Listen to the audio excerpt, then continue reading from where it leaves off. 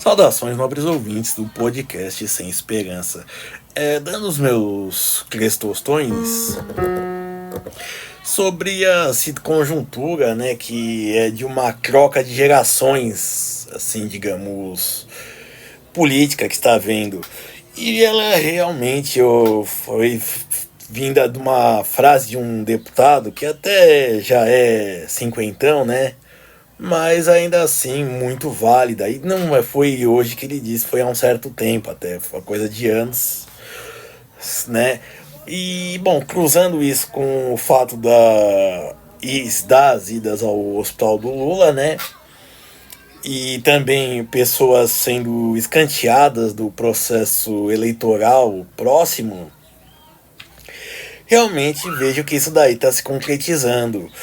E no caso da saúde física do Lula, eu acredito, como já disse antes, que quem tá mais para morrer por causa das angústias, digamos assim, por causa das vaidades da política mesmo, eu apostaria no Biden em primeiro. Isso eu digo porque, como eu disse, ele já foi, digamos, sepultado vivo. Quando teve aquele debate que ele cravou, né?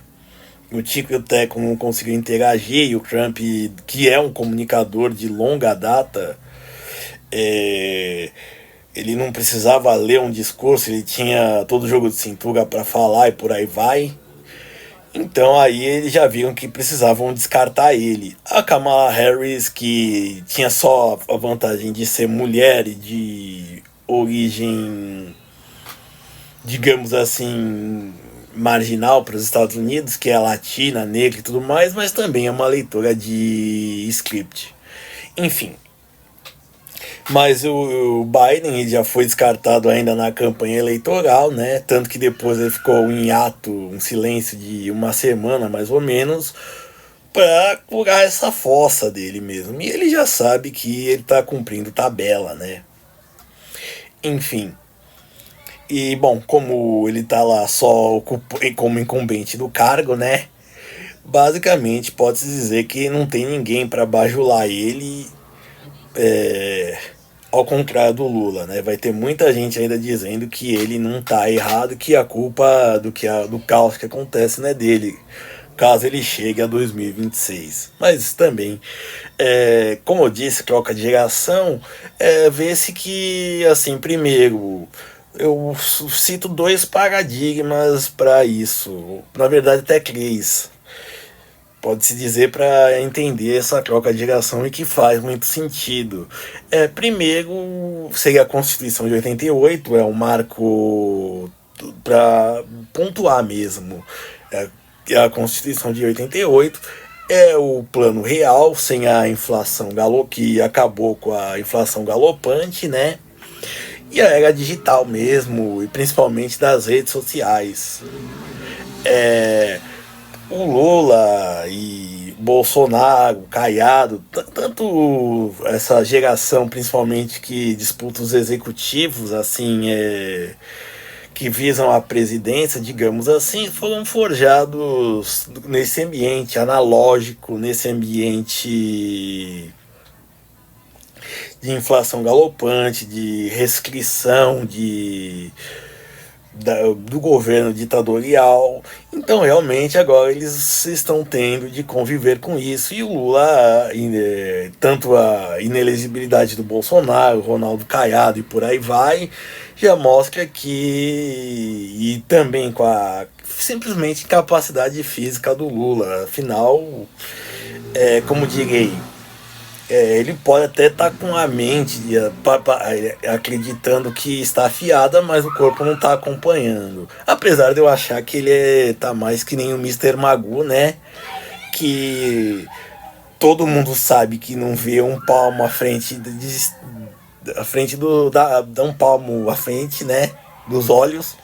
Mas acha que vê tudo e sabe tudo, né? Entende tudo. Mas enfim, não é disso que eu falo.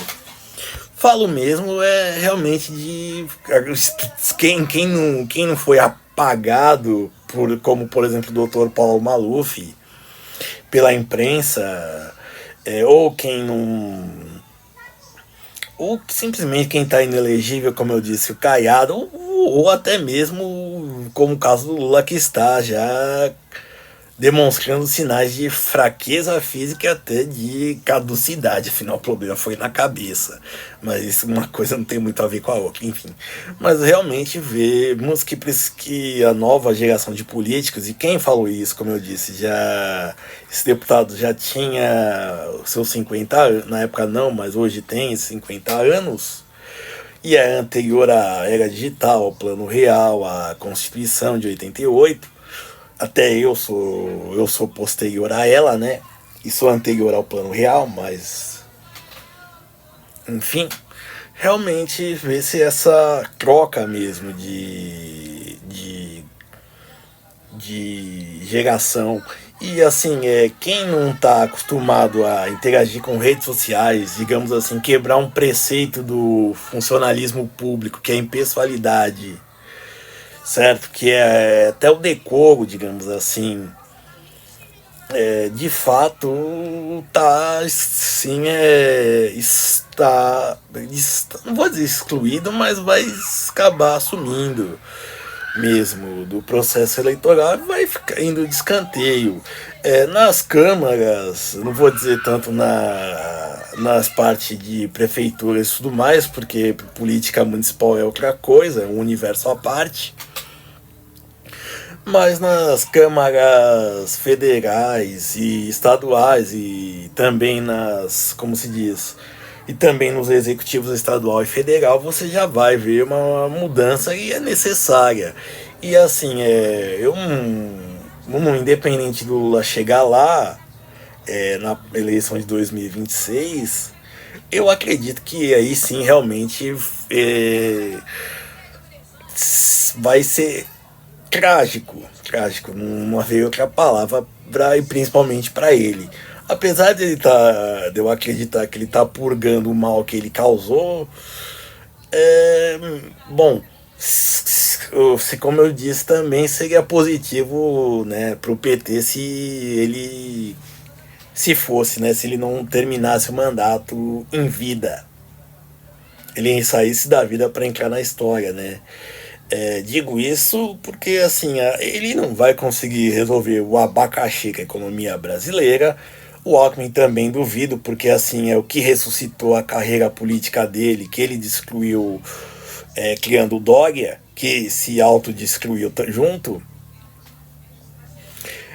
Basicamente seria um governo que vai dizer que vai ter que apresentar o pacote de maldades, o que ninguém tá afim de fazer, né? E bom, como eu disse, Lula entrando para a história, né? Ao invés de sair da vida para entrar na história, realmente seria o ponto para primeiro mostrar ao PT que o trono ficar vago, alguém tem que ocupar, ou então o PT afunda junto com o petismo, afunda junto com o lulismo. E aproveitando também essa geração que também de intelectuais que fundaram o PT também já estão indo, como a Maia da Conceição Carvalho, tudo isso estão sendo paulatinamente pela via da saúde física mesmo,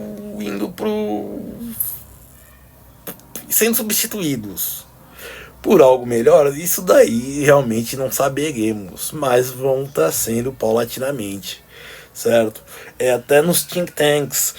E assim, só para vocês terem uma noção, o Lula, por exemplo, é um paradigma de troca de gênero, digamos, de geração política. Enquanto o Leonel Brizola, que é de antes da ditadura e tinha uma comunicação pro rádio, agora ele quando chegou na televisão ele não teve a mesma desenvoltura, isso sem falar que quando acabou a ditadura ele veio fazer o que? Esbravejar com o Dr. Paulo Maluf e o que? Filhota da ditadura. E diga-se passagem também, ambos falavam praticamente no mesmo tom. O Maluf um pouco descendo para agudo, né? Você não sabe defender de nada, enquanto o Brizola ele falava, fazia um tipo Filhote da ditadura. Ai. Mas é isso.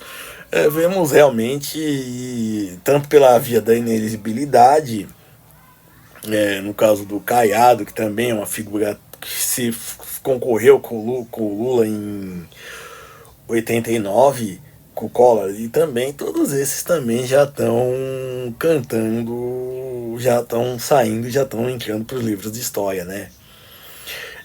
Eu não vou querer entrar no mérito da justiça ou não, mas assim, se a direita não fizer o dever de casa e criar ou alguém se conseguir ser guinchado para candidato da direita e também não criarem um candidato ou guincharem alguém para a esquerda, realmente não terá muito opções para quem votar.